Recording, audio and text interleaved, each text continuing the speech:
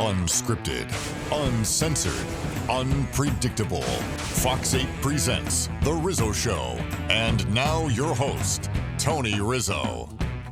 Folks, happy holidays and welcome to our Year in Review special here on The Rizzo Show. Tony Rizzo and Mike Polk with you. What a year 2016 was. We're live here, 8383 Brookpark Road. Fabulous Gillingham54, one of our big sponsors on Rizzo Show. I've got a car coming for Michael in just a bit. I hope so, because mine's dying. That'd be great. Mike, we always wondered when the drought would end in Cleveland sports, and it ended in 2016. It still doesn't feel real. I was downtown for the parade and everything, and I've never seen the city come together like that. And I'm talking people from different walks of life all getting together, and it felt amazing. I think most people thought it would be the Cavaliers, Yes. the way the Browns have been going lately, and certainly the Indians are competitive. But we all thought it would be the Cavs, and how special was it? It was one of our own from Northeast Ohio, LeBron James. Let's look back at the most unbelievable Cavalier season ever. This decision's made and wrought out of a lack of connectedness I see in our team. And I've witnessed this over the last couple weeks, really over the last month or so. It's made because we have a lack of fit with our personnel and our vision of how to use that personnel. So on January 22nd, the David Blatt era officially ended. At the time of the firing, the Cavs were sitting atop the Eastern Conference with a 30-11 record. If you remember, the move caused a firestorm outside the organization, but for those who were in it in this decision, had been gaining momentum for months.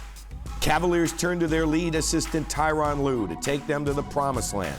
They had such confidence in him, there was no need for a coaching search. It took the newly appointed head coach less than a week to make his footprint with the team when he called his players out of shape. We need to get in shape going forward, and if that, costs us some games, then that might be the reason why. But we definitely don't want to lose games. I'm not saying that, but we might have to play more guys until we're able to get in the type of shape that we need to be in to play the style of basketball we want to play. The players responded by running the floor and running off 5 wins in a row. Cavaliers were 38-14 at the All-Star break, looking forward to the second half. We got to continue to get better, and we got to continue to try to get home court advantage in the East. After the break, the trade winds were swirling. Was Love going to go? Carmelo coming to Cleveland? Neither of those scenarios happened, but they did pull the trigger on a trade. Fan favorite Anderson Varejao was sent packing for an outside shooter in Channing Frye. Not a popular move. The team was set, and the season couldn't end fast enough. They won 8 of 13 games in February, 11 of 16 in March, and 4 of 7 to end the month of April. The time had finally arrived. The NBA playoffs. Head coach Ty Lue ready to make his postseason debut, and so were the big three. First up, the Pistons, best of 5, and the Cavs took the first 3, moving on to round 2. Next up, the Hawks. See ya. That series ended the way round 1 did, with a sweep. We're in a great rhythm right now as far as us 3. We know exactly where we want to be on the floor. We know exactly where we are on the floor. And it's benefited all of us individually. Now, obviously, it's trickled down to the team. 2 sweeps gave the Cavs a rarity in the postseason, rest, and they needed it. After 9 days of playing the waiting game, the Eastern Conference Finals were finally set, and so were the Cavs. We're pretty good right now, but there's no level we can get to, and I'm excited to do that in this conference finals. It was a good series, but the Cavs wrapped it up north of the border, and the NBA Finals were now next. We earned the right to be here and represent the Eastern Conference in the finals. Work our tails off every single day. We commit to one another, and we sacrifice to one another. Still not satisfied at all. There's still a goal at hand that we have to accomplish, and I know these guys are going to be ready for it.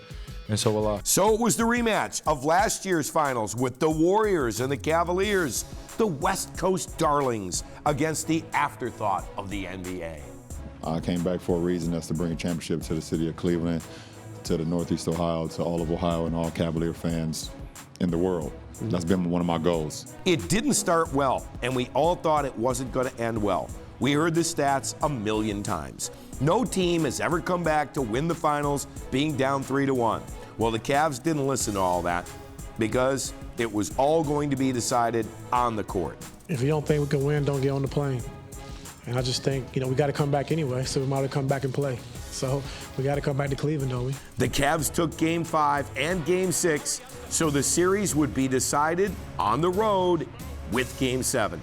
The mindset and the commitment to what needs to be done to get the job done, and Sometimes you're very successful. Sometimes you, come close. But, I prepare myself mentally and physically for whatever that needs to be done, and I live with the results. And folks, what happened? Magical. A moment in time where the decision and the drive and the fumble and the shot didn't mean a thing. The city got its championship. LeBron delivered on his promise, and the tears of sadness were finally those of joy. Cleveland, this is for you. That Cleveland, this is for you. I still get the chills every time we play it. If someone scripted this as a movie, this kid from this hometown coming back and doing this, then you would send it back because you would say, this is too cliche, but it actually happened and I'm still in awe of it. I think one of the only things to outshine the finals was the parade in Cleveland. That was a Michael, blast. and no altercations or anything spoke to how the people of Northeast Ohio are so great. What do they have there, 1.6 million or something like that? Who doubt. even knew that we had that many people lingering around this town still? It was fantastic. It is a market of 3 million. Oh, yeah, Cleveland, that's Akron, Canton. Most of them are watching us right now. Right. Well, let's face it, Stipe Miocic got this thing started earlier in the year when he won the MMA heavyweight title. He said it was for Cleveland. Then the Monsters brought home the Calder Cup, first time in 50 years. And then your Cleveland Indians went on a run that I don't think anybody expected. No, absolutely not. And that was, it's sad the way it ended. It's sad that one of those teams had to lose, but at least we didn't lose to the Sox. Am I right? Wouldn't that have been terrible? Yeah. It was hard to root against the Cubs, but it was an amazing season for the Indians, and that was a blast to be a part of. Let's take a look back. The Indians began their quest for a World Series championship in February. Spring training got underway. Plenty of new faces, including DH first baseman Mike Napoli. Seasoned veteran signed with the Tribe in January, one-year deal. What a payoff he turned out to be. Was a leader inside and outside the clubhouse, and the party at Napoli's happened about every night on the corner of Ontario and Carnegie. Speaking of that famous street corner, we should have known what a crazy summer it would be after Mother Nature threw a curveball on opening day. I'm talking to officials from the Red Sox and the umpires. We were getting into an area that probably wasn't good. During the month, the Indians were still waiting for the return of all-star outfielder Michael Brantley. He bounced back and forth from Columbus to Akron for his rehab assignments. Finally got cleared to get back into the bigs, but that return was gone in the blink of an eye, and his season was done in just 11 games. Summer continued to fly along, and the Indians found their groove in June when they ripped off 13 wins in a row. That's a club record. The Indians, 52-36 at the break, and had a 6.5 game lead in the Central Division. The Indians looked to add a bat to their lineup before the August 1st trade deadline, and thought they did when they landed Brewers catcher Jonathan Lucroy. There was one problem. He could veto the trade, and that's exactly what he did. Tribe didn't cry over spilled milk. Instead, they got Andrew Miller. What a move that would be. We want to try to do what we can to get to the postseason and win a World Series. And I think we've tried to be consistent with that. And we talk about that all the time. That's why we do what we do. It was a case of addition by subtraction. Two of their starters, Danny Salazar, suffered a forearm strain, and then Carlos Carrasco broke his pinky finger against the Tigers. Those losses caught up to the Tribe in the postseason. Speaking of postseason, let's get to it. Well, the Indians won the Central, but that didn't afford them a cakewalk in the first round. They hosted the mighty Sox. They won their first two at home thanks to Andrew Miller and Corey Kluber, and then wrapped up the series in Beantown. We're excited. I think that we played really well this series, and I think that we'll just kind of be looking to do this to continue that moving forward. Next up, a series with the Toronto Blue Jays. Ace Corey Kluber brought home Game 1, Carlos Santana helped the cause in Game 2, and the Indians were packing their bags for Toronto. The Tribe wrapped up the series with a 3-0 win, and now on to the biggest stage of all. And to be able to accomplish what you do during the year, come together as a group, as one, and play for each other, it's just special. It was the Indians who hadn't won in a million years and the Cubs who hadn't won in 1.5 million. What a series setup. It was a nail-biter from game to game, so let's fast forward to Game 7 at home. It was an instant classic. Tribe down until one of the most unlikeliest heroes of all came to the plate, and who will ever forget Rajai Davis's home run in the 8th off Cubs closer Aroldis Chapman.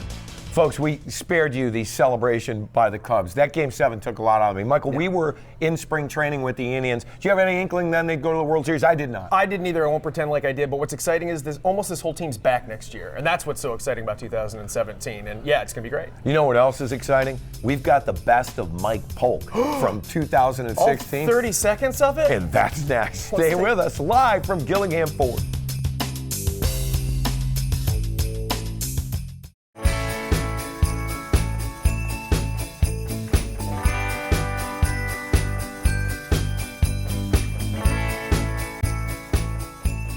Welcome back to our 2016 Year in Review here on the Rizzo Show. We are at Gillingham54. And folks, now it's time for the one and only best of Mike Polk. Are all the characters in this? I've got to know. Right. Oh, yeah, I don't know. I haven't actually seen this, but I think it's going to be amazing if it's the best of, obviously. And I want you to know I've put on a lot of wigs for you, Tony, and I hope you appreciate that. I love it. I'm not putting one on for you. Let's look at this. It's Moskov here at parade. People crazy, yelling and whatnot. Hey, you like Cavs? You like Cavs one? Yeah! You like Moskov do for Cavs? What is it? As always, Cleveland is in a bit of a budget crunch. In fact, it was getting so bad for a while that it looked like we were going to have to end all public schooling after grade 6 because we couldn't afford anything past that. But when we won the famous NBA Conan O'Brien Trophy, I realized that it offered us a great opportunity for the city to make a few simoleons renting it out. So the city of Cleveland is now offering you your chance to rent the championship trophy for one day for the low, low price of just $199.99. The Tao of Tito with Terry Francona. I'll bet if you added it all up, I've probably spent at least a year of my life listening to the song Take Me Out to the Ballgame. What a horrifying thought. That play was lindorable.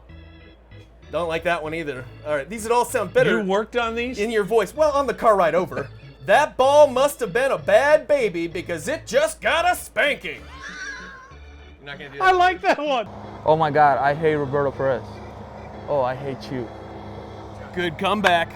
I bet it sucks to be Mike Napoli. It's kind of vague. That is G Gray 74. It does not suck to be Mike Napoli. Yeah.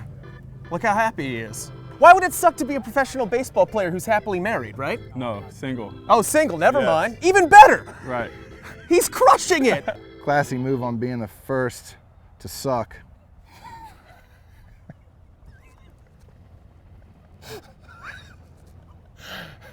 That was pretty good. That was pretty good. That was pretty good.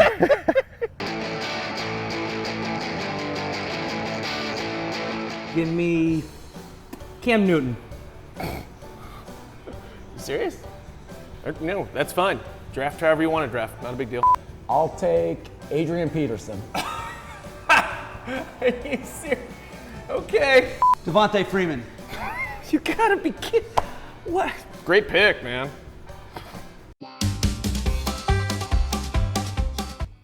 We haven't had a lot of luck with our preferred candidate, so I'm gonna ask you, how would you like to coach the Cleveland Browns? You literally just fired me. So then you're available.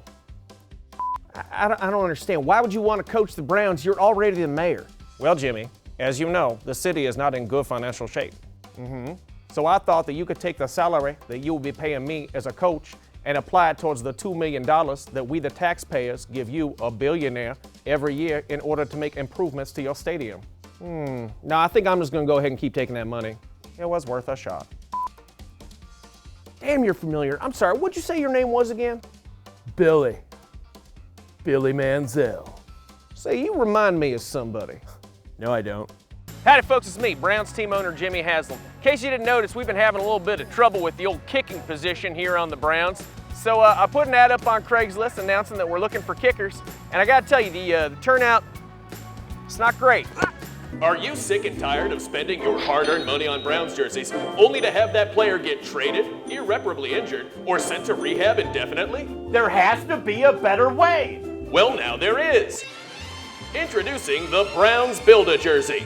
Our patent-pending Velcro swap system allows you to support whatever quarterback the Browns desperately turn to on a week-to-week basis without having to buy jersey after jersey. Wow. As an homage to Tony, I'm gonna be really gross with this. I'm Rizzo. Look at my mouth. Look at my mouth when I eat, everybody. I'm still talking. I'm Rizzo. Watch me eat.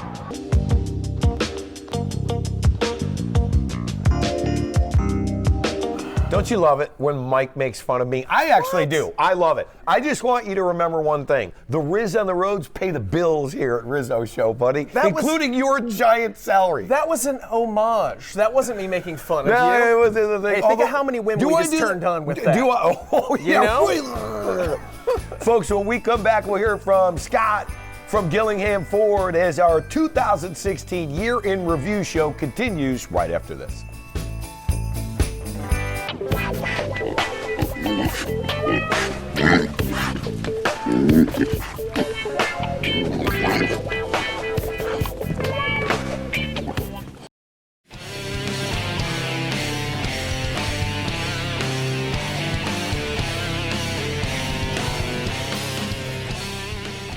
Welcome back, everybody, to our 2016 Year in Review here on the Rizzo Show. We are at Gillingham Ford. Scott Lockhart is one of the main cogs here at Gillingham. Scott, you know, one thing I absolutely love about the dealership is we always preach family. You know, third generation Gillinghams, but it really is like that in here, isn't it? Oh, absolutely. Robbie and I have actually been best friends since we were 12. So I've been here 28 years. Mom, Pa Gillingham, Bob and Amy are like second parents. I remember picking weeds at Grandpa Gillingham's house in Westlake when I was 13. Now you're selling great cars here at Gillingham. Scott, tell everybody, open, honest, fair. What does that mean? It's just a continuation of the tradition and the mindset that Grandpa Gillingham started, 60 years ago. Just basically treating everybody like you would treat your own family. Prime example, Christmas Day, closed. Holidays, closed. Sundays, closed. So that everybody could be with their families. Yeah, Grandpa Gillingham and Bob had a premise that was, if we're going to be home with our families on the holidays, then so is our staff. That is so great. And they've continued that. And that trickles down through Robbie and now Matt. And you've got Reese and Cal and Q coming. So we've got it's going to go for a while. I want to say, too, we're never going to hear us scream and do ads and one-day sales and all that stuff. You guys have a great deal, some of the best cars in America, and you present it that way. Yeah, and for the most part, you'll see all the incentives are the same, all the rebates are the same, sale prices are the same, trade values are the same. It comes down to just how do you want to be treated, how do you want to feel about your purchase. I mean, next to a home, it's the second largest purchase a family's going to make. Sure. So, they need to feel comfortable. Yeah. And that's the basis of the Gillingham, mantra is open, honest, fair, and really just, treat those like you want to be treated yourself. Scott, the other thing is community involvement. You guys do things all the time. I know we have the car show to benefit the VA hospital next door every year. You guys also have muscle cars, like this 73 Mustang, right? Whose car was this? This was Grandpa Gillingham's last demo. This vehicle actually has never been titled. We have the original MSO. The window sticker in the corner there, $4,800 was the sticker.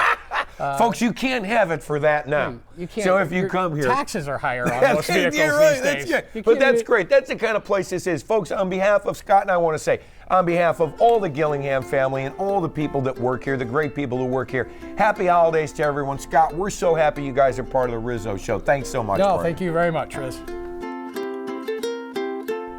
When we come back to Brown's Year in Review, don't worry, folks, it's not too painful. 2016 Rizzo Show Year in Review rolls on after this.